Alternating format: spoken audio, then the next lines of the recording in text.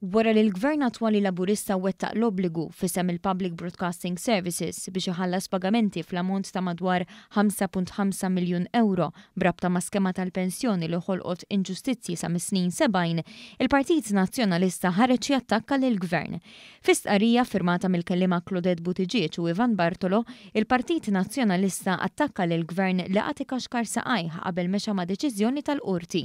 Fil-verità, deċiżjoni tal-Gvern kif imweda wkoll fil-manifest elettorali Malta flimkien irrimedjat għal inġustizzja antika li tul 25 sena ta' gvernijiet nazzjonalisti bejn l-1987 u l-2013 baqa' qatt ma ndirizza.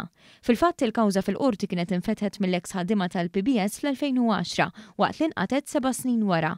Hawnhekk intressa appell mill-PBS li dam ikarkar sas-sena li għaddiet. Issa permezz tal-intervent tal-Gvern li daħal għall-obbligu tal-PBS aktar minn 70 eks ħaddiem jew rabatom qed jirċievu dak li kien dovut lilhom abbażi ta' ftehim kollettiv milħuq fl-1976 bejn il-General Workers Union u Xandir Malta u oħrajn li qabel kienu impjegati mal-grupp tal-kumpanija Rediffusion.